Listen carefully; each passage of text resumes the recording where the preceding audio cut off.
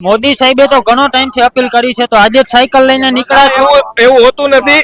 આજે જયારે પ્રથમ સામાન્ય સભા છે તો કોઈ પણ વસ્તુની જયારે શરૂઆત થતી હોય છે એની ઇફેક્ટ ખૂબ વધારે થતી હોય છે. અને આજે મહાનગરપાલિકા પણ જયારે પ્રથમ સામાન્ય સભા છે તો આજે જયારે આપ સર્વે પણ જોઈ શકો છો તો કદાચ અમારો એવો પ્રયત્ન રહેશે કે અમારા ચારને લીધે અને ભારતીય જનતા પાર્ટીના કાર્યકર્તાને લીધે રાજકોટની પ્રજા પણ આ રીતે પોતાનું જે ઈવી છે કે સાયકલનો ઉપયોગ કરતી થઈ જશે તો મોદી સાહેબની જે હાકલ છે અને દેશને જે અત્યારે જરૂરિયાત છે એમાં આપણે વાસ્તવિક રીતે નાનું પણ યોગદાન આપી શકીશું. અને આગળના દિવસોમાં આર્થિક કટોકટી અત્યારે છે તે માટે તમે સાયકલ લઈને આવ્યા છો, આગળના દિવસોમાં પણ આ જ રીતે આવશો?